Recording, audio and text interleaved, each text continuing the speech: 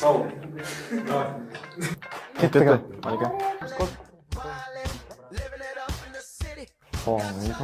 Таң деді. Ұра бермейді. Сен естіліп жатыр. Ұра бермейді. Сол ұрады.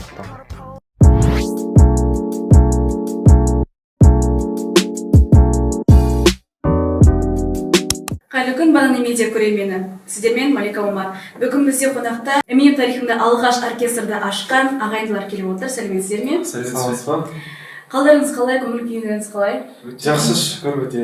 Алдымен өз-өздеріңізді таныстырып кетсеңіздер жалпы. Сәлеметсіздер ме? Менің атым Қайырхан, 2-ші курс, Тараз қаласынан келгенмін. Осы ММУ-да құқық және құқық қорғау қызметі мамандығында оқимын. Өзімнің хоббиім білетініздей домбыра, шахмат және футбол. Саламатсыздар, менің аты жөнім Қасымхан. 2-ші курста оқимын осы ММУ университетімізде, бірақ финанс мамандығында. Сол, Бүгінгі сұрақты былай бастағым келіп отыр. Оркестр жайлы идеяны кім тастады? Енді бұл жерде әрине идеяны тастаған, ол әрине мен оң жағында отырған бауырым Қасымхан. Және Қасым, сен оны айтып кетсең. Ең басында негізі бірінші курста біз ММУ-да оқыған кезде, ол кезде біз домбыра ансамблі болған бізде. Оның аты Жиган ансамблі еді. Бұл жерде бір 7 бала, 8 бала едік. Ол жерде біз тек қана домбыра ойнайтынбыз. Бірақ 2-ші курста бізге өзіміздің жаңағы студенттік жөніндегі басқармасы, жаңағы студенттерді дамыту үшін бізге бір ұсыныс тастайды. Яғни сендер осы ММУ тарихында ең алғаш рет оркестр құру керексіңдер дейді. Ол жерде домбырадан басқа қобыз да, жаңағыдай басқа да қазақи инструменттер болсын дейді. Сол кезде маған идея келеді. Яғни бұны өзіміз 2-ші курс болсақ та ерте бастау. Біз оған ерте бастау үшін әрине бізде өзіміз бастасақ та негізі бізге көмек берген әрине осы өзіміздің студенттік жүргізу студенттер ісі жөніндегі басқармасы. Ол идея негізі мен келген кезде маған жаңағы біздің ансамбльдегі біздің ойнаған кезде күйлеріміздің жаңағы аз болуынан, жаңағыдай комьюнити болмағаннан, адамдар қатты қызықпағаннан домбыраға сондай бір идея келді, бір жаңа бір нәрсе алып келу. Енді соның атын бірінші орастырған кезде біз әрине НУ оркестрі сияқты, мысалы өзіміздің Назарбаев университетінде, осы өзіміздің Астана қаласында, оларда өзінде де оркестр бар. Біз соған қарап, соларға не істеп, солардан шабыт алып, өзімізде ММУ оркестр деп ат қояйық деп шештік. ММУ оркестр деп құрдық. Қазанның басында осындай идея келді. Жаңағы кімдердің жаңағы көмегімен біз құрдық. Ал бұл идеяны жүзеге асыру қиын болды ма? Иә, өте қиын болды. Себебі ең біріншіден инструменттер жоқ еді. Екіншіден жаңағы сенімділік университеттен. Университет сенімділік білдіру, инструменттер сатып алу үшін, жаңағыдай кабинет бөлу үшін, адамдарды шақыру үшін. Бірақ енді көріп тұрғаныңыздай бізде үлкен бір сенім артты жаңағы университет. Біздің екеумізге оркестр құрады деп, сондықтан бізге кабинет берді, көптеген инструменттер сатып алып берді. Жаңағыдай көптеген андай бір кабинеттер беріп, мүмкіндіктер берді. Енді басында әрине бірінші рет келген кезде студенттер әрине бірінші сабақты ойлайды. Кейін ғана жаңағыдай студент өмірді ойлайды. Сол да бір қиын еді. Адамдарды шақыру, жаңағыдай оркестрге кіріңіз, жаңағыдай оркестрдің пайдасы болды. Өйткені оркестрдің олар келген кезде оркестр енді құрылған еді. Оның тарихы жоқ енді. Андай не дейді? Сенімсіздік болады да, өйткені мынау осындай оркестр бар ма, бұлар не ойнайды, бұлар кім дегендей. Бірақ енді жаңағыдай өзімізде осыған жаңағыдай қалай өте андай серьезно относиться етіп, жаңағыдай соған байланысты біз оркестрді мықты көрсете алдық. Осының арқасында жаңадан келген адамдар бізге сенімдік артып, 40-қа жуық жаңағыдай аз түрлі инструменттер ойнайтын жаңа қатысуды алдық. Негізі сіздердің ашылғандарыңызға 6 жылдан енді ғана асып жатыр, бірақ та бастамасы жаман емес. Енді алға қойған жоспарларыңыз қандай? Енді алға қойған жоспар әрине дамыту, өркендету оркестрді. Енді оркестрді тек осы университеттің қабырғасында ғана емес, қалада, қаланың сыртында да халықаралық деңгейде көрсету керек. Себебі енді ММУ да біз енді құдайға шүкір сіз айтқандай жарты жылда өзімізді жақсы көрсете алдық. Әрине, бірақ өзімізді енді былайша айтқанда шыңдау керек та. Енді басқа бір күйлерді ойнау керек, басқа бір фольклорлық бір нелерді алып, бір еуропалықта, тағы бір жаңа бір күйлерді немесе әндерді алып өзімізді басқа да жақтан көрсетуіміз керек. Яғни біздің планымыз осы, жаңа қатысушыларды таңдау, яғни келесі жылдан бастап және инструменттерді алу, жаңа инструменттерді, мысалы баян, дауылпаз деген, және өзімізді былайша жан-жақтан көрсете алу. Және біз сөйтіп көрсетсек, яғни біз жақсы бір деңгейге жетеміз, яғни былайша айтқанда басқа бір оркестрлер сияқты өзімізді бір тарихта қалдырып кете аламыз. Енді өздеріңіз үшін былай оқу мен оркестрді бірге алып жүру сіздерге қиын соғады ма? Иә, негізі басында біз оны ойладық. Яғни октябрьдің басында, яғни бірінші сабақ кезінде оркестрді құрған кезде ол көп уақыт алатынын біз білдік. Себебі күніге осы репетицияларды қою керек, адамдарды жинау керек, жиналыс жасау керек, ұйымдастырушылық функцияларды орындау керек. Мысалға, басқа да бір іс-шараға қатысу үшін біз сабақтан қаламыз. Сабақтан қалғаннан кейін тақырыпты түсінбейсің, содан өзің бақылауларды дұрыс жазбайсың. Ондай проблемалар болды әрине.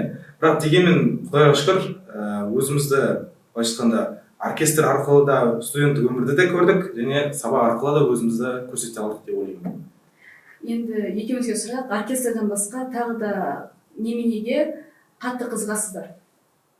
Мүмкін спорт шығар, мүмкін ән айту. Негізі бір қызық нәрсе, 2-ші, 3-ші, 4-ші класс жаңа сыныпта бізде мектептің жанымызда бір кітапхана бар еді. Ол кітапханада бір енді атын айтсам енді не емес, Зәуреш деген бір кісі болған, өте күшті абай. Ол кісі театрдан береді. Сонда бір театр қойылымдар жасайтын, жаңағы Айбалиев қойылымы, жаңағыдай күшті өте Қасқырмен жаңағы ертегілер қойылым жасайтын. Сол жерде бізді жаңағыдай мектепке барып, сол Зәуреш апайымыз бізді алып кетіп, сол жерде театр жасайтын. И мектептердегі оқушыларды, мұғалімдерді шақырып, біз өзіміз қойылым қоятынбыз соған. И сол кішкентай кезімізден өзіміз театрға да қызығушылығымыз болған, футболға да жаңа айтқандай шахматқа да болды, біздің шахматқа да көптеген турнирларға қатыстық. Былайша айтқанда Алланың арқасында әрине біз жан-жақты болдық. Сабақта да жақсы едік. Енді жаңағыдай не дейді, мақал бар ғой, жігіттің 8 қырлы бір сыры ма? Жігіт деген 8 қырлы бір сыры болды. Сондай болуға тырыстық. Әрине ол ата-анамыздың да арқасында. Жаңа шахматқа, домбыраға, негізі бір қызық нәрсе айтайын. Домбыраға негізі екеуміз өзіміздің жаңағыдай ынтамызбен бармағанбыз. Біз домбыраны жақсы көрмейтінбіз негізі екеуміз. Біз екеуміз андай едік, домбыра отырып жаңағыдай кішкентай балалар болды, скучно деген ше, бізге сондай болып көрінетін. Бірақ ата-анамыздың арқасында олар барыңдар, барып, бізді апарып, даже мен есімде бар, даже сабақ түсте болса, жаңағы домбыра азанда болса, мен тұрғызып барып, мен ұйықтап кезім барып, соны апайымның алдына қойып, сол жерде домбыра ойнататын мамаммен ше. Сондай бір солардың арқасында, осы ата-анамның арқасында әрине осындай біз деңгейге жетіп отырмыз. Өзіңіз жаңа айта кеттіңіз, театрға қызыққанмын деп. Негізі әлі де қызығатын сияқтысыз. Біздің универде театрда рөліңіз бар. Жақында ғана премьера болып шықты. Өзіңізге қалай театрда ойнау дегенде, өзіңіз актер сезіну? Иә, өзім негізі киноларда көрем, театрға да барып көрем. Актерлар қызыған негізі, актер болу, жаңағыдай сондай бір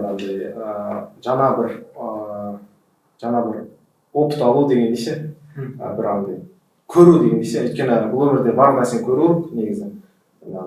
Көптеген бір көріп, бір қуанышты нәрселер көріп, жаңағыдай бір жетістіктерге жету керек. Сондай бір жетістікке әрине мен өзім театрға қатысқаным, өзім театр өте жақсы көремін. Сондықтан бұл театрды ойнағаныма өте қуаныштымын.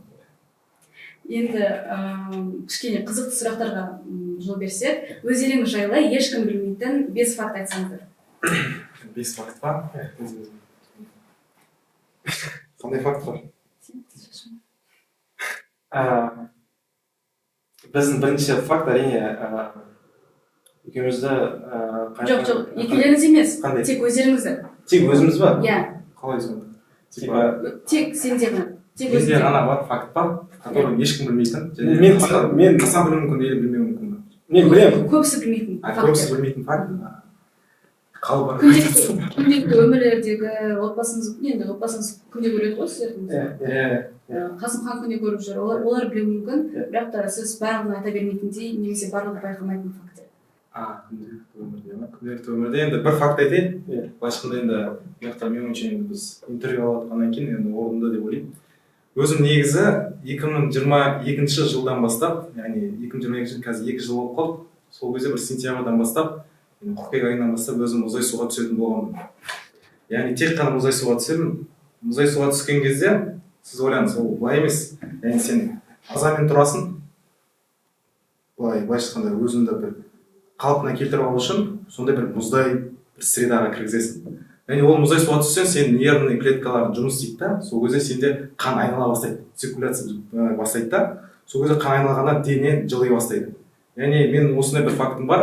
Қазір мысалы Құдайға шүкір 2 жыл бойы сол мұздай суға түсіп, Құдайға шүкір осындай деңгейге жетіп тұрмын. Яғни айтып кетсем, осы мұздай судың сол пайдалығы сол. Ол біріншіден ең пайдалығы, мен баяғыда мысалы басқа адамдармен сөйлескенде көбінесе бір немесе сабақтан стресс алған кезде өзімді қатты бір не істейтін да, қинайтын да. Стресс болған кезде өз басым ойланып тұрып, неғып мен олай істедім, неғып мен олай сөйледім, немесе неғып мен олай бір балым, неғып мен төбелестім деп мысалға да. Сол кезде стресс алғаннан кейін мен өзімді бір табу керек болдым да, бір соны шешетіндей нәрсені. Мысалы кітап болмайды, ойын болмайды, мысалы ойын компьютерлік ойындар болмайды, себебі ол бәрін мен ұмыта алмаймын да, сол мәселелерді, проблеманы. Сол үшін мен мұздай суды алдым. Мұздай су кезінде сен мысалы 1-2 минут тұрсаң, сен оны шыққаннан кейін сен уже нәресте сияқты шығасың. Нәресте сияқты шыққан кезде сен уже екінші өмір сияқты өзіңді бір басқаша сезінесің да. Сол үшін сіздерге айтарым, кеңесім, мұздай суға түсіңіздер, сол кезде ауырмайсыздар, өзіңізді күшті сезінесіздер, сигнал боласыздар. Осы менің фактым.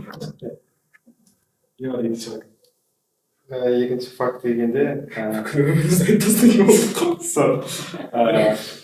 кітапқа байланысты айтсам, негізі мен көбінесе жаңағы кішкентай кезімде кітаптарға біз қатты қызығатынбыз. Өзімізге факт айтайықшы. Негізі бізде мектепте балалар қызығатын бізге. Қалай сендер бәрін көп білесіңдер деген.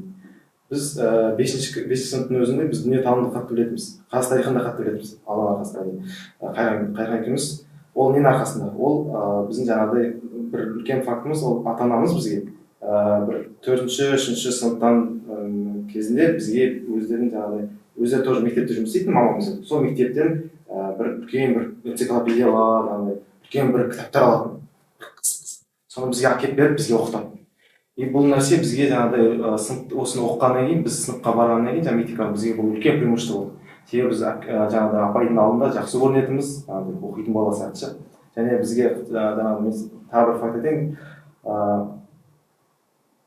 Мысалы бір Қазақстан тарихынан 9-шы сыныпта бір кісі келді, жаңадан бізге. Сол кезде ол кісі таңғалды бізге. Сендер қаяқтан келдіңдер деген. Өйткені сендер біз өтіп жатқан кітап бар ғой, өтіп жатқан тақырыптың бәрін білесіңдер.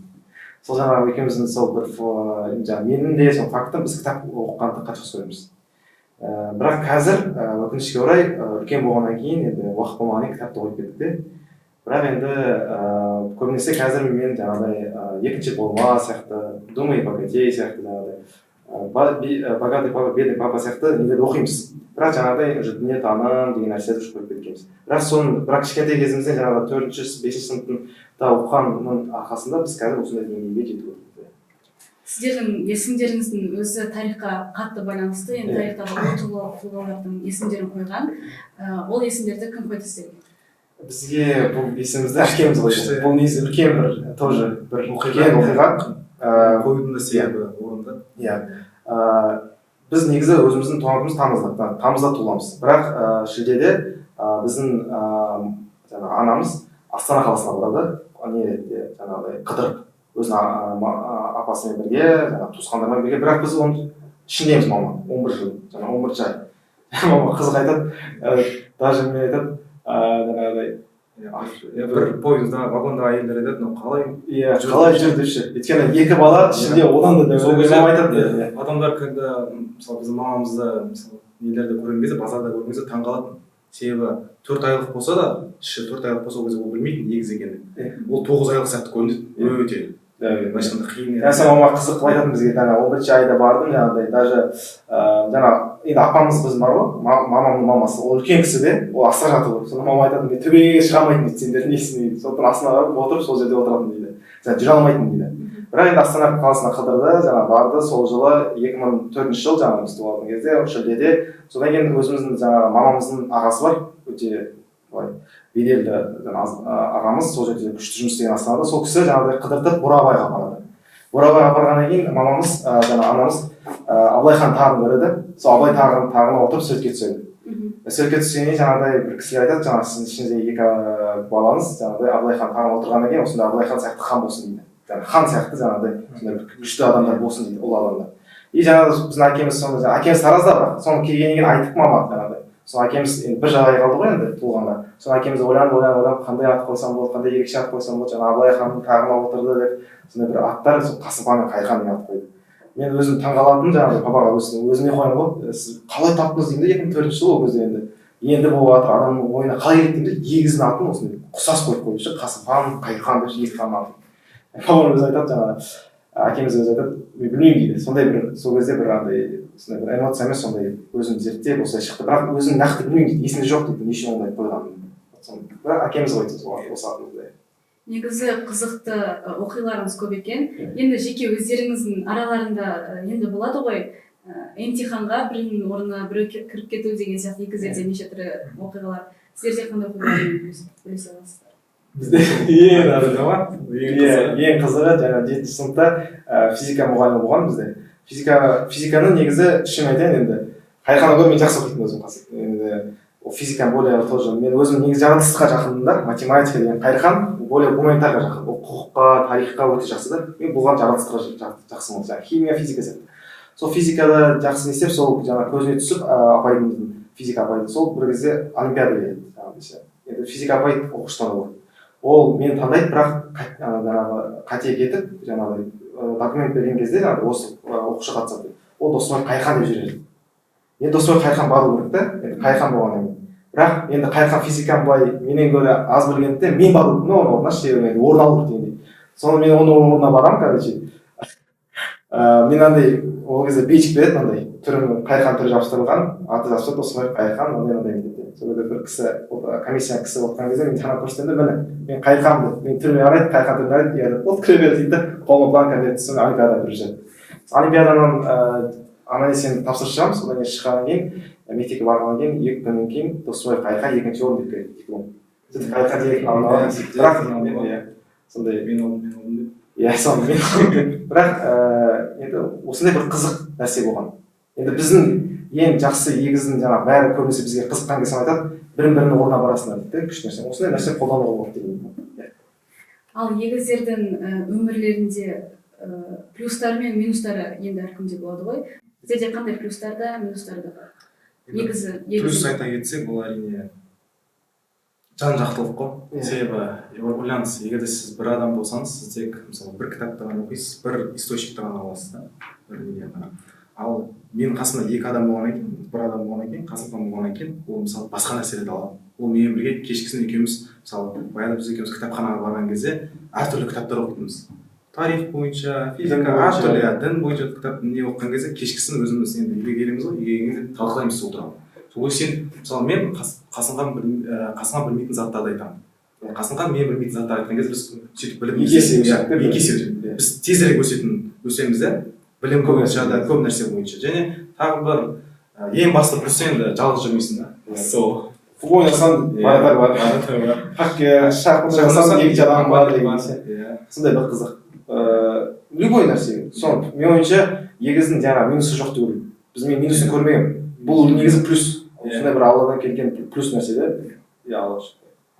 енді оркестрге қайта оралсақ өздеріңіздің үлгі тұтатын оркестріңіз жаңағы отырар саз оркестрі иә сол отырар саздың оркестрінің тарихын айтып кетейік себебі айтады ер есімі ер есімде болу керек та біздің ұрпағымыз ол адамдарды білу керек ол адамдар біздің осы қазағымызды дамытуға өнерін дамытуға өте көп іс атқарғанда еңбек сіңірген ол кісілер әрине ол бірінші Нұрғиса Тілендиев ол кісі өте мықты болған осы біздің енді мен өзімнің сондай сөзім бар, жақсы бір сөзім. Қазақтың оркестрін Нұрғиса құрса, Эминюдің оркестрін Қасымхан мен Қайырхан құрды деген. Және сол Нұрғиса атамыздың өзінде былайша айтқанда оған да өте қиын болған. Сіз бізге сұрақ қойып отырсыз ғой, қалай қиын болды ма оркестр деп. Сол кезде Нұрғиса атамыз ең бірінші рет осы отырар саз оркестрін құрған кезде ол да әртүрлі инструменттерге, аспаптарға нота жазу керек болды да. Сол кезде ол осындай бір қиындыққа ұшыраушы еді. Адамдар жинаушы еді. И сөйтіп былайша айтқанда жоқтан бар пайда болды. Ойлаңыз, 19-20 ғасырға дейін бізде оркестр деген ұғым ешқашан болмаған қазақ даласында. Себебі қазақ даласында домбыра бөлек әндер ойнаған, бөлек күйлер ойнаған, ал қобыз бөлек күйлер өздері ойнаған, қорқыттың күйлері ойнаған. Сол кезде оларды қосу мәселесі туындамаған. Бірақ кейін осы 20 ғасырдың ортасына қарай дирижер Ахмет Жұбанов пен біздің сол Нұрғиса Тілендиев өздері ән жаза бастайды. Сол кезде олар оркестровый әндер жаза бастайды. Оркестровый ән деген ол бір ән болады, бірақ уақытта 5-6 аспап болады. Сол кезде ойлаңыз, сол 5-6 аспапқа әртүрлі оларға нота жазу керек, сол бір әнге. Сөйтіп осындай бір мықты еңбек атқарып, осындай қазаққа деген осындай жаңа нәрсені алып келген осы біздің кісілер. Және біз оларға рахмет айтамыз. Және мен ойымша оның ұрпағымыз білу керек деп ойлаймыз. Және де біз айтып кеткендей қандай қиындықтар. Біріншіден ол кездері кеңес үкіметі болды. Кеңес үкіметі кезінде білесіздер, иә, бір ұлт, негізі орыс ұлты жаңағыдай басқа ұлттың жақсы болған қаламайды емес. Жақсы болған емес, енді бір андай артық болған қаламайды да. Оларға бір мысалға тіл бойынша, жаңағыдай білім бойынша бір андай кедергілер қойып қояды. Бірақ сол кедергіден шығып, жаңағыдай Нұрғиса Тілендиев іздеп осындай оркестрді қиын емес дейді. Ал қазір үйреніп жатқан күйлерің бар ма? Қазір үйреніп жатқан күй Бар ма сенде? Иә, менде Бес төреден бір күй бар. Бес төре Тәттімбеттікі өте әдемі күй. Себебі ол күй біріншіден шертпелі, тек төкпелі ойнамайсың, оны шертпе бір әдемі етіп үлкен кісілерге ойнаған кезде өте әсерлі болып көрінеді. Сол үшін қазір осы бес төремен айналысып жатырмық. Және де оркестрде де жаңа күйлерді алып жатырмық, осы өркендету үшін. Ол күйлер енді қазір айтпай қойын, спойлер етіп, бірақ кейінгіде көреміз, іс-шараларда көресіз деп қоямыз. Негізі көптеген танымал күйшілер күйді өздері шығарады. Сіздердің өздеріңіз шығарған күйлеріңіз бар ма? Иә, болған. Мен өзім бір күй шығарам, Орбұлақ деген бір күй шығарам. Қазір енді ойнай аламын, басын жеткізе аламын. Қазір кішкене үзіндісін орындап бере аласыз ба? Иә, негізі. Бірақ ол андай да ұқсайды бір күйлерге. Орбұлақ осылай отырып, мен өзім бірінші отырып, ол кезде бізді үйімізде тапшан бар еді, сол жерге отырып өзім шығарамын.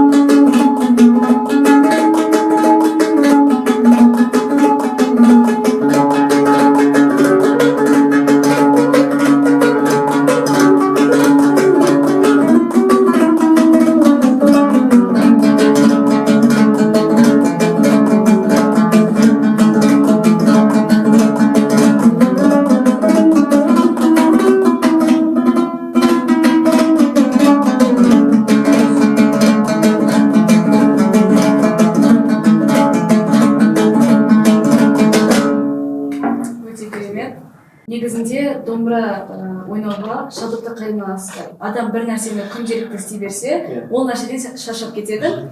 Ал сіздер домбыраны енді күнде ойнауларыңыз мүмкін.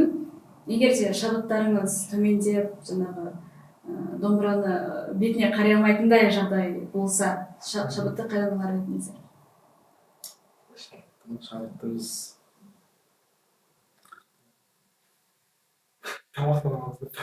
Жоқ, шабытты негізі біз не аламыз. Сол жаңағы видеоларын көреміз. Жаңа бір күйлерді көріп қалса өзімізді тапқымыз келеді, соны жаңағыдай оркестрде жаңағы дирижер етіп жатқан рұқсат етіп көріп өзіміз де соның орнында болғымыз келеді. Немесе негізі былай да шабыт дегенде бізде өзімізде бар да, ол әсер қанда бар да. Енді сен өзіміз азанмен тұрған кезде по-любому ойлайсың да, ол шабыт болмаса да сен алып домбыра ойнағың келеді, сондай бір үйреніп қалғанбыз. Бірақ енді кейбір кезде енді жалыққанбыз сонда енді.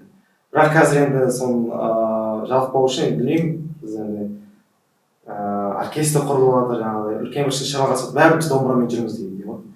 Сондықтан шабытты біз негізі өзімізден шығады ол нәрсе. Менің ойымша солай дейді, өзімізден шығады ол нәрсе. Былай сырттан алмаймыз біз ол нәрсе. Енді домбыра тартқысы келіп, үйренгісі келіп жүрген жастар көп. Оларға айтар кеңестеріңіз, тағы да басқалары? Мен өзім далада болғанда қуанамын. Көп адам автобусқа кіргенде де жаңағыдай жас балаларды көремін, домбыра ұстап жүреді бәрі. Соған қуанамын, молодцы. Қазақтың домбырасын ойнайды бәрі, қатысады соған. Енді басты нем бұл өзіміздің қазақтың басты андай ерекшеленетіні болғандықтан басқа ұлттан ерекшеленетіні. Бұған біз домбыра қатты көңіл бөлуіміз, себебі бұл бізді басқа мемлекеттерден, басқа ұлттардан ерекшеленеді де.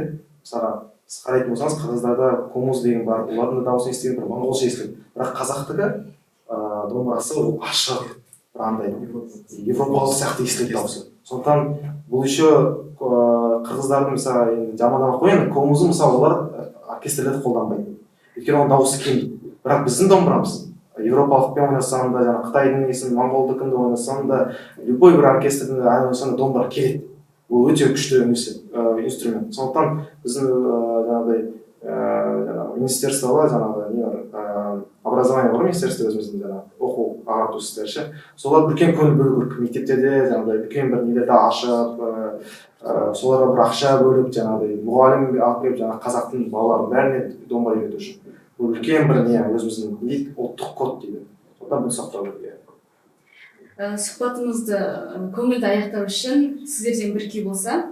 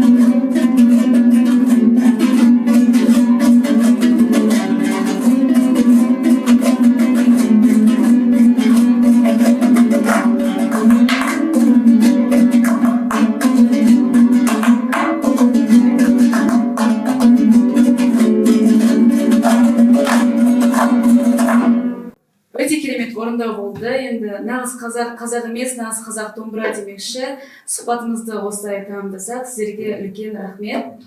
Ал көрермен, келесі кездескенше сау болыңыздар.